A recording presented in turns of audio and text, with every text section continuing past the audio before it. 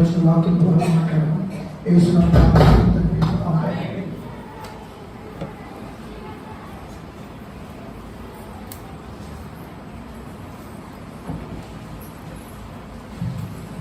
హల్లెలూయా హల్లెలూయా.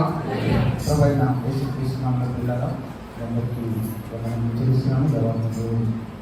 అవకాశాన్ని నాకు ఇచ్చినందుకు ఇంతవరకు ప్రార్థన వాక్యాన్ని ప్రభువును ఆరాధించి ఆయన ఘనపరిచి కనుక చక్కటి అవకాశం దయచేసిన మనకు దేవుని సన్నిధిలో మనము ప్రభును ఆరాధించిన మనము మన యొక్క అమూల్యమైన రక్తమాంసంలో మనం చేయడానికి సిద్ధంగా ఉన్న మనము దేవుడిని మనందరికీ కూడా దేవుని యొక్క నడవడిలో మన అభిజాలలో నడిపించబడుతున్న మనము అందరికీ కూడా దేవుని అమూల్యమైన శరీరంలో పదార్థంలో చేయడానికి దేవుని ఏ పాటి వారు అయినప్పటికీ దేవుడు మనల్ని ఆయన యొక్క నడవడిలో మరి నడిపింపజేయడం చక్కటి అవకాశాన్ని దేవుడు దయచేస్తారు. పిల్లల వాక్యంలోకి వెళ్ళినట్టయితే కీర్తన రాసిన గ్రంథము 32వ అధ్యాయము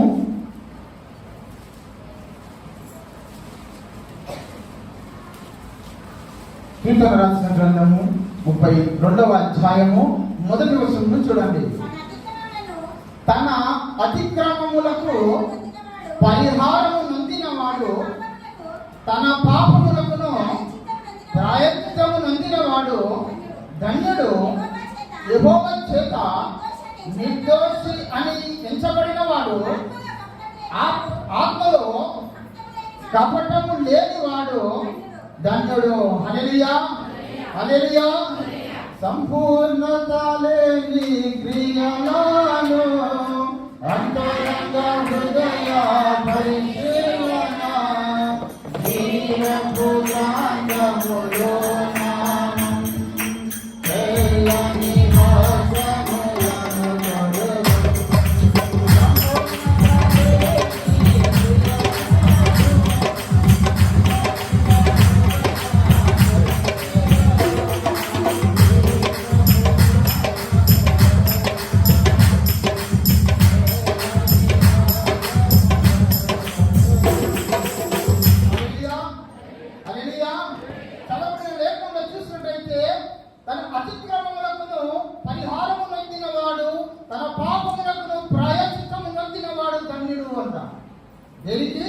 తన అతిక్రమములకు పరిహారము నొందినవాడు. ఆ పరిహారం ఎలా ఉంటుంది? దేవుని ఎదుట పాప పరిహారముల కొరకు ఈ లోకములో దేవుడు తన యొక్క ప్రాణమును అర్పించి ప్రతి మనిషిని యొక్క పాపమును తీసివేయడం కొరకును యేసుక్రీస్తు ఈ లోకములకును తాను కుమారునిగాను లేక శరీరధారిగాను ఆయన వచ్చి మనందరి యొక్క పాప పరిహారముల కోసము తీయబడిన శిక్ష, వేయబడిన దోషము, చేయబడిన ప్రతి పాపమును కూడా ఆయన తన పైన వేసుకొని మనకు పరిహారము నందిన కొరకును ఆ పరిహారము నందిన వాడు ధన్యుడు.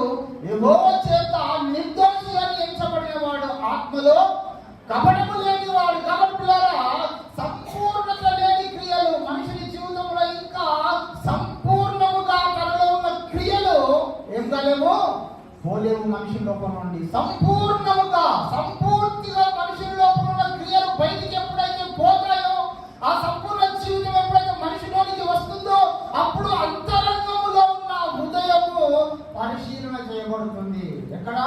నీ అంతరాత్మలో ఉన్న హృదయం ఎప్పుడు పరిశీలన చేయబడుతుందనంటే నీలో ఉన్న పాప పరిహార్థం కొరకును యేసు నా కొరకు చేసిన బలి ఎప్పుడైతే నీ లోపల అనుకుంటావో నీ యొక్క అంతరంగ హృదయంలో పరిశీలన కలిగినప్పుడు జీవ గ్రంథములో నీ యొక్క ఏమవుతుంది? నామము రాయబడుతుంది. నీ నామము కూడా ఎక్కడ రాయబడుతుందంట? జీవ గ్రంథములో రాయబడుతుంది. దేవుని యొక్క సముఖములో జీవ గ్రంథములో నామము నీది కూడా రాయబడి దేవుని సముఖములో నీవు ఎప్పుడు కూడా నిత్యమును ఆయనతో కలిసి సహవాసము చేసేవాడిగా దేవునికి కనబడతావు. కాబట్టి యెహోవా చేత నిర్దోషి అని ఎంచబడిన వాడు అంట. ఎవరి చేత? యెహోవా చేత నిర్దోషి అని ఎంచబడిన వాడు, తన ఆత్మలో కపటము లేనివాడు. ఇక్కడ తన ఆత్మలో కదా, శరీరంలో కాదు, హృదయంలో కాదు. ఏం కావాలంటే ఇంకా ఆత్మలో, హృదయంలో కపటం ఉంటుంది, మనిషిలో కూడా కపటం ఉంటుంది. చివరికి ఆత్మలో కూడా ఏముందంట? కపటం ఉంది అంట. కానీ ఆత్మ ఎలాంటిది? ఆత్మ ఎలాంటిది?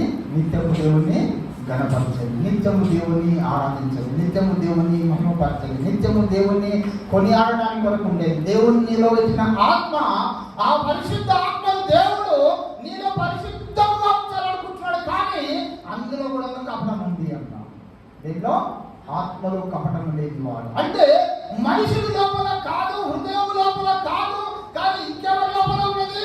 ఆత్మలో కూడా కపటం ఉంది. కాబట్టి ఆత్మలో కపటం లేకుండా ఉండాలి. దేవుని ప్రార్థన చేసినప్పుడు లోపల కపటం ఉండకూడదు. ప్రార్థన చేసినప్పుడు దేవునికి కపటం కనబడకూడదు. పాట పాడినప్పుడు దేవునికి కపటం కనబడకూడదు. ఎప్పుడైతే నీలో కపటం కనబడుతుందో నీ ఆత్మ కూడా చెడులైపోతుంది. హృదయం చెడులైతే ఏ విధంగా ఉంటుందో ఈ లోకంలో నీ ఆత్మ కూడా దేవునికి కపటంగా ఎంచబడుతుంది. కాబట్టి చూడండి మరొక మాట, యూదా రాసిన పత్రిక 1వ అధ్యాయము 16వ వచనము. యూదా 1:16. వారు తమ దురాశల చొప్పున నడిపించు లాభము నిమిత్తము మనుషులను కొనియాడుచు సనుగు వారును తమ గతిని గురించి నిందించు వారు వారి నోరు డంబమైన మాటలను పలుకును. హల్లెలూయా, హల్లెలూయా. చెడులారా, వారు తమ దురాశల చొప్పున నడుచుచు లాభము నిమిత్తము మనుషులను కొనియాడుచు. ఈ లోకములో మనుషులు చాలా మంది తమ లాభం కొరకు మనుషుని పొగుడుతూ ఉంటారు. తన అవసరాల కొరకు మనుషులు పొగుడుతూ ఉంటాడు. తన అవసరాలు బట్టి మనుషులు పొగుడుతూ ఉంటారంట. తన లాభం నిమిత్తం ఎవరిని పొగుడుతున్నాం? మనము మనుషులను పొగుడుతున్నాం. కానీ మనుషులను పొగుడుతుంది ఏమి కూడా ఈ లోకంలో రాదు. మనుషులను పొగుడుతున్నావా? నీలో ఆత్మలో కపటం ఉన్నట్లే ఈ లోకంలో. దేవుని సన్నిధిలో ఉంటున్నావా? ఆ దేవుని సన్నిధిలో నడిపించబడుతున్న నీవు మనుషులను కపటముగా ఉన్నట్టయితే, మనుషులను కొనియాడినట్టయితే నీ ఆత్మలో ఏమున్నది? ఇంకా కపటముగానే ఉంటుంది. కపటముగా ఇచ్చబడుతున్నావు దేవునికి, కపటముగా కనబడుతున్నావు దేవునికి. దేవుని యొక్క సముఖములో నీవు ఏ విధముగా అయితే కనబడుతున్నావు అని దేవుడు చూసినప్పుడు ఆయన యొక్క ఆత్మలో కపటం కనబడుతుంది అంటున్నాడు. ఆ కపటం ఎలాంటిదంటే మనుషులను కొనియాడబడుతుంది అంట. మనుషులను కొనియాడేవాడును లాభము నిమిత్తం మనుషులను కొనియాడుతూ తమ గతిని గురించి నిందించు వారై ఉన్నారు. వారి నోరు డంబమైన మాటలను పలుకును. హల్లెలూయా, హల్లెలూయా. కాబట్టి మనుషుని లోపల తన గతిని గురించి వాడే ఏం చేస్తున్నాడంట? నిందించు వాడనై ఉన్నాడు. తనను తాను నిందించుకుంటాడంట. ఇతరులను పొగుడుతాడు, తనని నిందించుకుంటాడు. కానీ దేవుడు నేను నిందించే నిందన పాలు చేయడానికి కాదు. దేవుడు ఆయన మనుషులతో ఒక మాట చెప్పాడేమనంటే, నీవు నడిపించబడుతున్న జీవితము ఈ లోకములో కంటే నీ లోపల పరిశుద్ధాత్మ దేవుడు కపటముగా లేని వాడిగా ఉండమన్నాడు. లేదా దేవునికి అనుకూలమైన జీవితాన్ని కొనగాడబడమన్నాడు. దేవుని సముఖంలో నడిపించబడమన్నాడు. చూడండి మరొక మాట మీకు నేను చూపిస్తాను. చూసినట్టయితే ఇర్మియా రాసిన గలతీ రాసిన పత్రిక 5వ అధ్యాయము 24వ వచనము. అమ్మా, ఇట్టి వాటికి విరోధమైన నియమం ఏది లేదు. క్రీస్తు యేసు సంబంధులు శరీరమును దాని ఇచ్చలతో దురాశతో శిలో వేసి ఉన్నారు. హల్లెలూయా, హల్లెలూయా. చెడులారా, ఇట్టి వాటికి విరోధమైన నియమం అనేది ఏది లేదు అంట.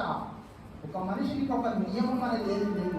ఏమో లేదు, ఒక నియమము లేదు కదా. నీతి నియమము మనిషి లోపల నీతి నియమం కనబడినప్పుడు ఇటు వాటికి నియమము లేకుండా క్రీస్తు యేసు సంబంధులను శరీరమును దాని ఇచ్చలతోనూ దురాశతోనూ సిలువేస్తున్నారు. అంటే మనుషుని యొక్క ఇచ్చ, మనుషుని యొక్క దురాశ, మనిషి లోపల అహంకారము, మనిషి లోపల కలిగి ఉన్న సమస్తమైన కల్మషము, మనిషి లోపల ఉన్న కపటము, మనిషి లోపల ఉన్న జీవితానికి దేవుని దురాశ కలిగి దేవుణ్ణి ఏం చేస్తున్నావు? సిలువ వేయించున్నావు. మనుషులను కాదు వేస్తున్నది, నువ్వు చేస్తున్న మనుషులను కాదు, పరమంతున్న దేవుణ్ణి సిలువ వేస్తున్నావు.